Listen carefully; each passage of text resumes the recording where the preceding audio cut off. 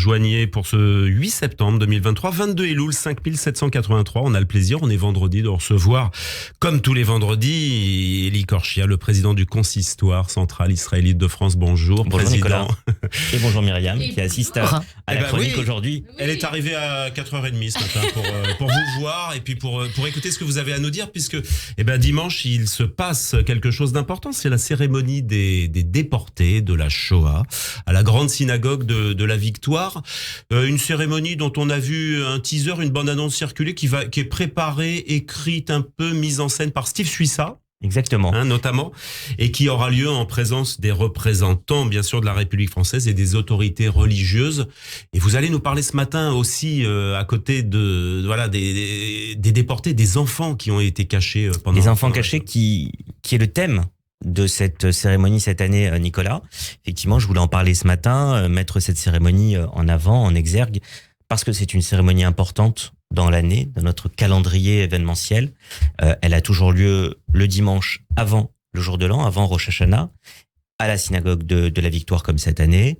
Et effectivement, avec le Grand Rabbin de France, avec le Concert de France, le Concert de Paris, son président, son grand rabbin, un grand nombre de personnalités. J'ai eu la confirmation hier soir que le ministre de l'Intérieur sera bien présent parmi nous, ainsi que le ministre de la Justice et beaucoup d'autres personnalités qui nous entourent et qui viendront rendre hommage aux victimes de la Shoah. Mise en scène par Steve Suissa, avec aussi des artistes qui viendront participer au moment fort de la cérémonie, des rescapés bien évidemment, des jeunes, des enfants, notamment des mouvements de jeunesse, je pense aux EI ou à la Shomer HaTzaïr, qui vont participer aussi, qui vont avoir un rôle dans la cérémonie, parce que c'est important que les jeunes générations y participent. Voilà un petit peu ce qui ressort. Et chaque année, il y a un thème. En tout cas, Steve Suissa, qui a repris la mise en scène, l'organisation artistique de cette cérémonie, met toujours un thème à l'honneur. L'année dernière, c'était les justes. Cette année, c'est les enfants cachés.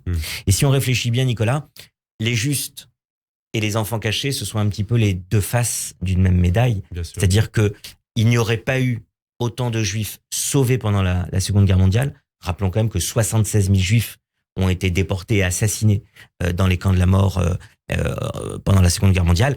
Mais d'un autre côté, les 3/4 des juifs français ont réussi à survivre, à être sauvés pendant cette période, et notamment grâce à l'action des justes. Et cette année, on parle des enfants cachés parce que vous savez, très longtemps, les enfants cachés, c'était pas une thématique qui était qui faisait pleinement partie de l'historiographie de la Shoah.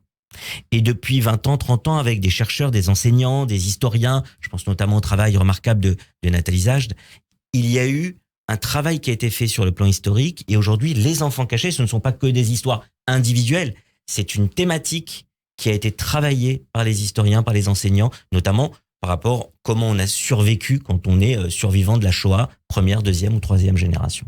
Et donc, on mettra à l'honneur les enfants cachés, donc à travers eux aussi les réseaux de résistance. On est en 1943, 80 ans, on est en 2023, 80 ans après l'année charnière 1943, où va mourir par exemple Jean Moulin, après avoir été arrêté par la Gestapo et notamment avec le rôle terrible de Klaus Barbie à Lyon. Et donc, cette année charnière, on va la mettre à l'honneur cette année avec évidemment des survivants qui seront là et des enfants, fils et filles de déportés juifs, bien sûr Serge Klarsfeld et d'autres personnalités qui seront avec nous. C'est une cérémonie importante.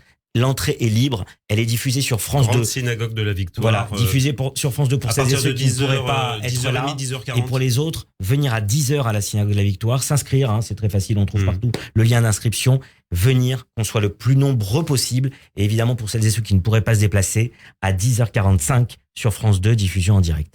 Et une micro-histoire dans l'histoire...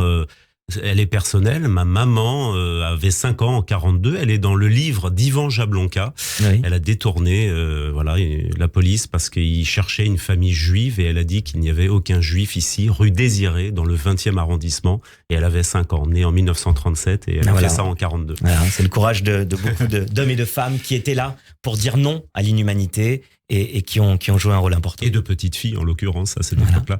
Vous êtes venu également, Président, avec un livre magnifique qui s'appelle Les Magnifiques, des portraits de personnes issues du Exactement, monde juif. Un livre de deux amis, Jean-Pierre Allali et Chaim Musican, qui sont d'abord des militants communautaires importants, mais aussi qui ont été l'auteur de ce livre qui retrace 80 portraits de personnalités, de l'histoire du peuple juif. Alors évidemment, qui dit choix dit renoncement, on pourra se demander pourquoi un tel et pas un tel, mais c'est très intéressant. On a des femmes ici qu'on connaît. Alors évidemment, Golda Meir, par exemple, tout le monde connaît, mais la vie d'Elena Rubinstein ou la vie de Frida Bocara, on connaît moins. Et c'est ce qui est intéressant, c'est il y a des personnalités qu'on connaît très bien et pourtant on apprend des anecdotes et puis d'autres qu'on va découvrir et qu'on va pouvoir cerner à travers des moments forts de leur vie. Ce qui est intéressant, c'est que ces 80 portraits, eh bien, c'est à chaque fois des petits chapitres assez courts de 2, 3, 4 pages, ce qui fait qu'on passe vite d'une personnalité à l'autre et puis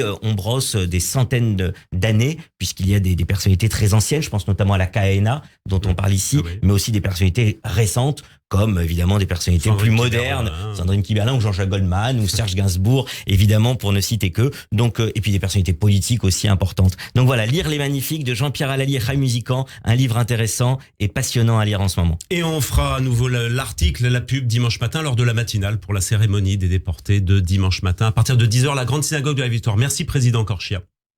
Radio J, le 6